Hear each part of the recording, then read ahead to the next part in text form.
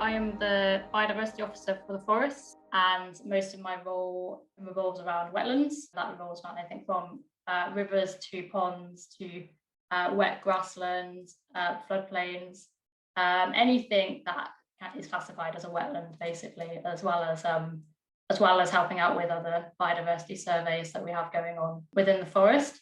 The biodiversity team is quite new in itself, so I think most of us have been in post for less than a year. So a lot of these projects are really only just starting to get off the ground and be put in place on some of our sites. So it's quite an exciting time to be working with these habitats in the forest.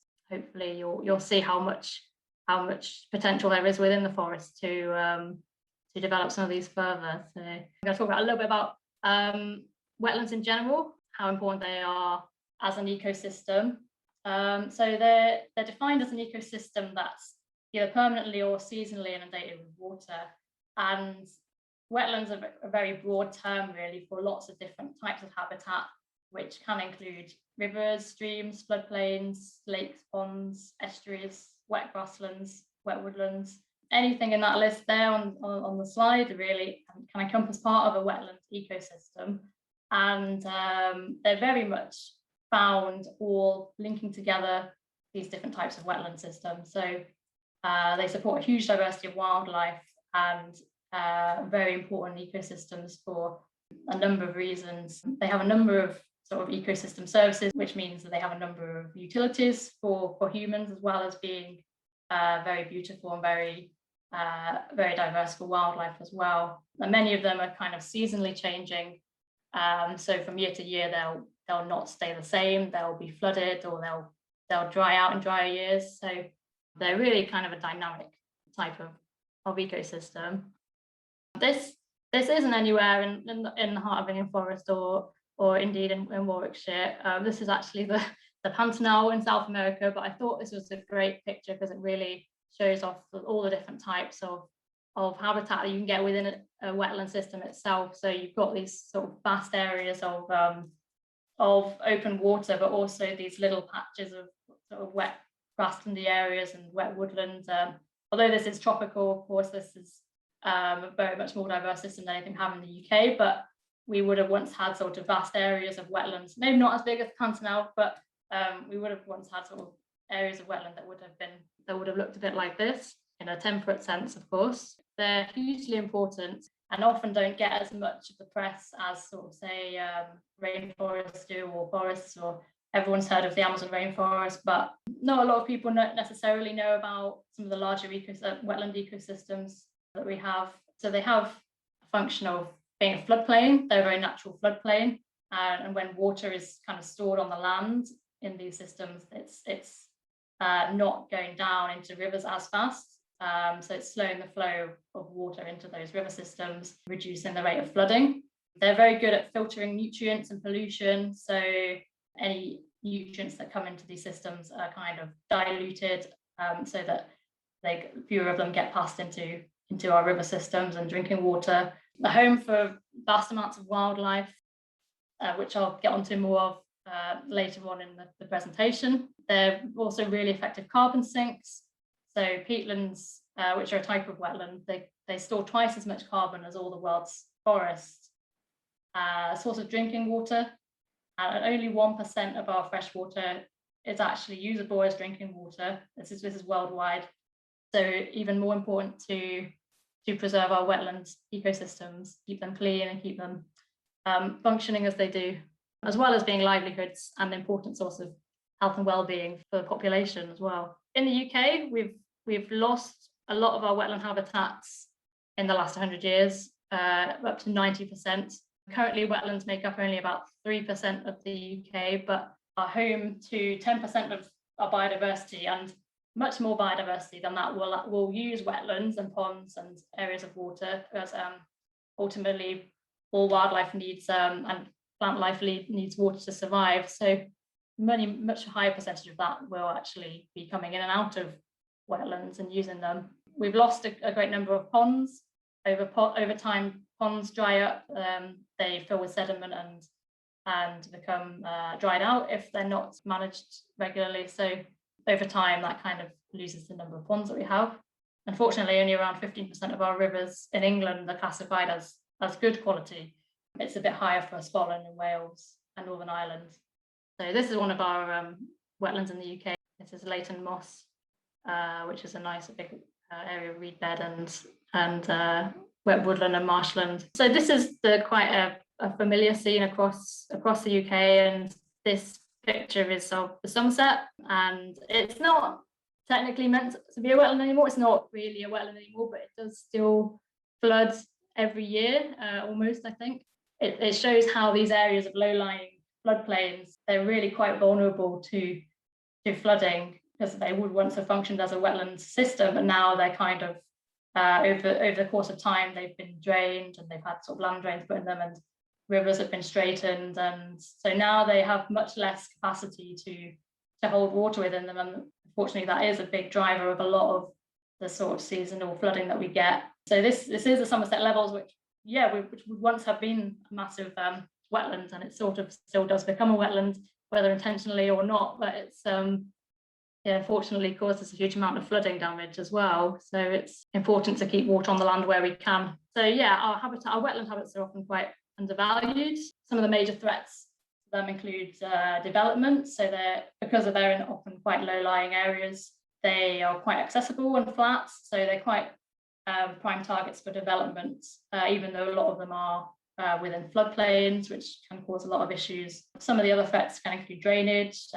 climate change, starting to be more extreme weather events, pollution from wastewater, and intensive use of fertilizers and chemicals, which load our wetlands with sediments, and also habitat fragmentation in general, which means habitats are less connected and joined up, which makes it difficult for wildlife to move across from one place to another, and they get, it isolates populations of wildlife.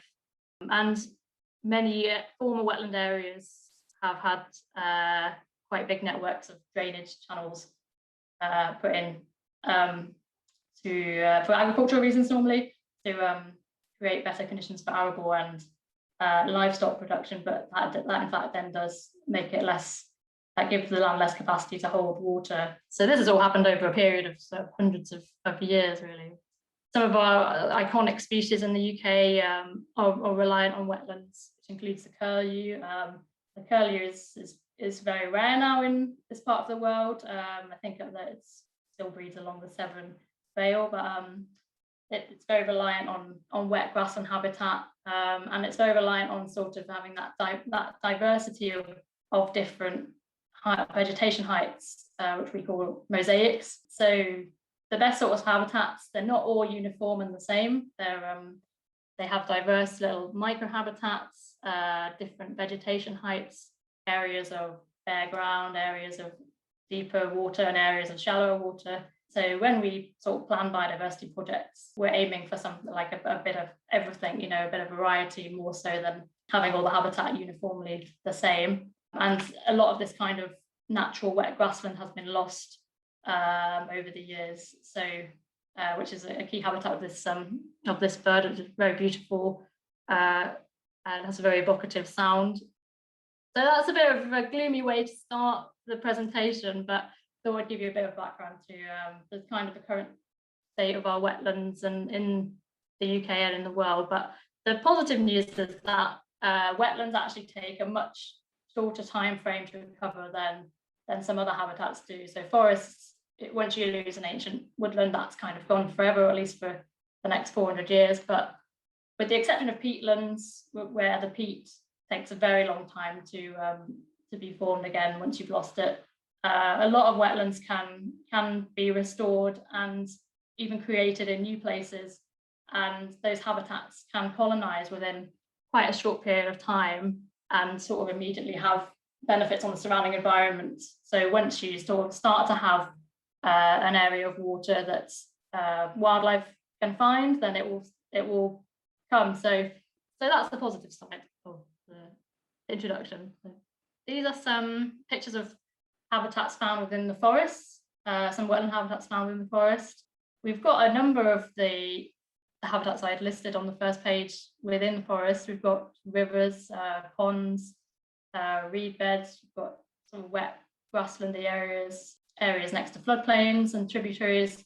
So there's really a huge amount of potential within the sort of landholdings of part of England Forest to restore some of these habitats and get them in better condition. And a lot of the ponds have been there probably for over 100 years. Going through old maps, you can see that the ponds have been a continuous feature for over 100 years in some places. And so, yeah, we're starting to sort of work through and develop a program of restoration for the ponds, and also work on some projects to improve the habitat quality and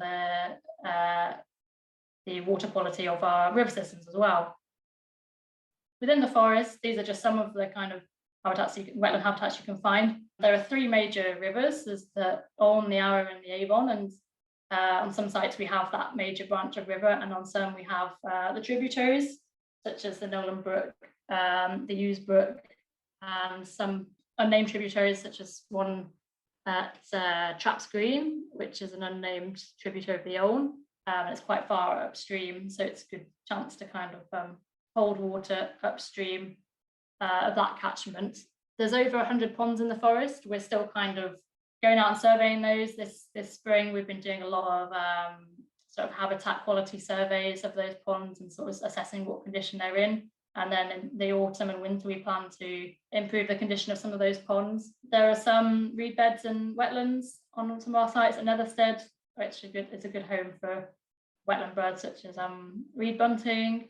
There are some ponds that have fantastic dragonfly assemblage already. So there's already, in some of the ponds, even though they haven't been managed for a long time, they have really good diversity already, which is great. And then we have the most recent project we delivered is the wetland at Oakwood, which I will talk about shortly. And this just gives you an idea. I just put this in because I find old maps and boundaries really interesting. And when I've been doing sort of surveys along the Nolan Brook, we've kind of discovered like old meanders. And if you look at old maps, you can sort of see where the original watercourse has once been. And in this case, it follows the line of the civil parish at Dorsington, and you can see where those old meanders used to be and how it's been, at some point in the past, it's been straightened. And the problem is when rivers get straightened is that they lose a lot of that habitat structure. It increases the flow of water within the channel, and it reduces the habitat quality in general for wildlife. You get very kind of uniformly shaped river banks and U-shaped river banks. And rivers are supposed to be wiggly, and they're supposed to have floodplains around them, which naturally kind of flood every year. So when you straighten them, you lose a lot of that capacity to slow down water within the environment. So the project at Oakwood, which is up at Traps Green near Tamworth and Arden, this is a site that was bought in 2019, and there was a lot of potential there. It's 90 acres of land. It connects up nicely with some other local wildlife sites and some other ancient woodland. It's got remnants of old ridge and furrow pasture, so there's opportunities for grassland improvement as well, grassland enhancement for the purpose of wildflowers. And it's also got a tributary of the Olne on site. So there was a really good opportunity there to create a mixture and a mosaic, which is a word that we like quite a lot in conservation, to create a mixture of woodland, grassland and wetland all interlinking. And there's quite a big network of drainage ditches running through the site, which kind of drains all the water off the site and into that tributary. And there are a few quite old ponds as well, which have been at some point stocked with fish, which can be detrimental to things like great-crested newts. So those ponds are not in a fantastic condition at the moment, but again, that's part of our ongoing projects to restore ponds as well as create new ponds at Oakwood and create more connectivity.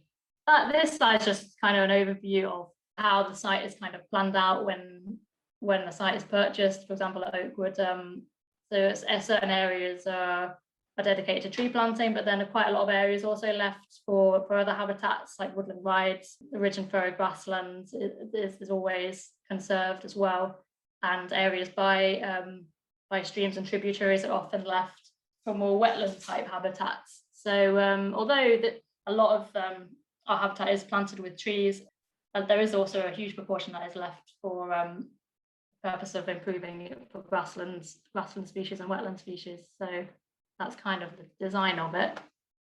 So the idea was to create 4 new ponds.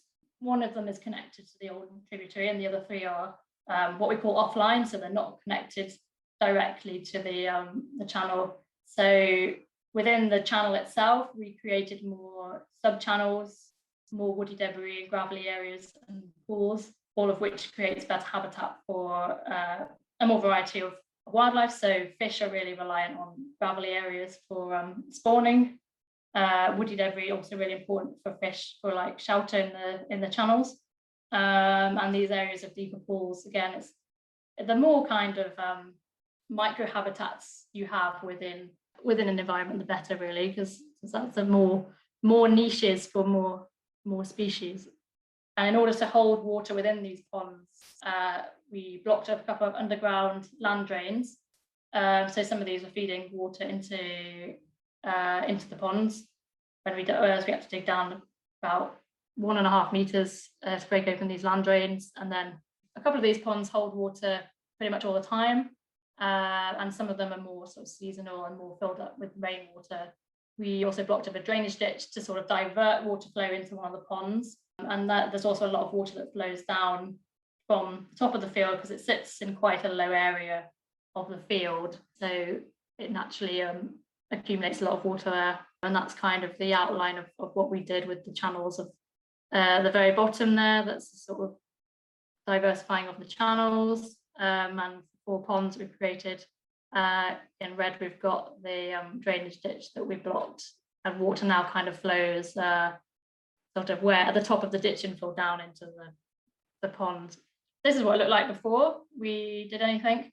It's kind of just a semi-improved grassland. There was not much in the way of sort of floral diversity or anything that we would be worried about damaging, because when you enter into restoration projects, you have to be very careful you're not harming any existing habitats or any existing wildlife. So there was not really much of interest in this field. I think mainly been used as pasture for grazing, and this is what it now looks like.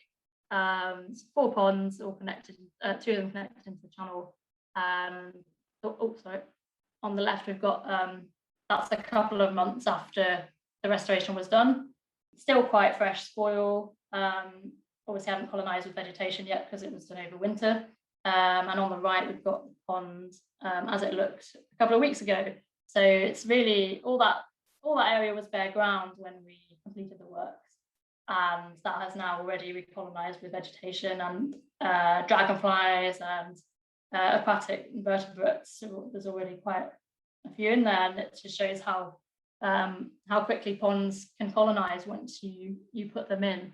And the benefits of this project is that to create more wet grassland, areas of standing water, and more diversity within the river habitat as well. Beneficial for numerous types of wildlife. All wildlife needs water as part of its life cycle, or even if it's not living in water or next to water, it might eat insects that do emerge from water. So bats will eat emerging sort of caddisfly larvae or caddisflies. Birds such as snipe and lapwing will eat worms or invertebrates in the soil, in the muddy bits around wetter areas. So a lot of birds will pick off insects from these areas. Dragonflies, we've already got quite a lot of areas of the forest that are good for dragonflies, so it's really nice to sort of create more ponds. It should improve water quality in the tributary. Those ponds will be holding sediments and nutrients, stopping them going downstream. It'll also be holding more water upstream in the catchment. So we're always very careful to say that we're not stopping flooding. We can't necessarily say that we're stopping flooding, but it will reduce the amount of water going into the river, and it will hopefully slow it down. So it's holding more water on the land instead of in the river. And in the future, we hope to graze the site as well to sort of help us manage the vegetation heights. So that's the Trapped Green project. The other ongoing project that we have in the forest is ponds, and the surveys and maps that we currently have And the ponds that we keep finding when we're out and about surveying reveal over 100 ponds across the whole forest. And I imagine there's probably a lot more than that, as we keep finding new ones. A lot of them kind of get covered up by vegetation or dry out and aren't necessarily so obvious. And yeah, this spring and summer we've been assessing the habitat quality of some of these ponds. Quite a few of them already have populations of great crested newt. I think at least 5 different areas of the forest have ponds with great crested newts in. Even ponds that kind of don't even look like they would be very good quality are actually have newts in, and that goes to show that ponds might look like they're not very good quality, but they can still be fantastic habitats. And several already have very good invertebrate and dragonfly. A lot of ponds within former arable environments, they do tend to become quite overgrown, and sometimes you get quite a lot of isolated ponds on their own. And the important thing about ponds is that they're connected to other ponds within the landscape, so that if one dries out, then there's always like another pond. And so yeah, that connectivity is important. So some of them are quite isolated and could do with a few more ponds created nearby, and some have populations of fish or carp, which are can be detrimental to aquatic plants and amphibians. The thing with carp is they tend to they feed along the bottom of the pond, and they stir up the vegetation, and they stir up a lot of sediment. And some fish also predate upon the eggs of great crested newts as well. So yeah, we're ideally not wanting populations of fish in the ponds. This is just a picture of the great diversity of ponds that we have, ranging from ones that are really, really good to some that could do with some improvement. Some of these have, I think at least 2 of these have great crested newts in them. Not necessarily the ones that even look like they would have them in. The top right has great crested newts, and the bottom right does as well. So yeah, when we first surveyed that top right pond, I thought it's a really kind of smelly, horrible looking pond, loads of mosquitoes and overgrown trees in it. And you kind of think, looking at the water quality, there's no way there'd be newts in there, but they absolutely are. And just goes to show you why you should approach the management with caution.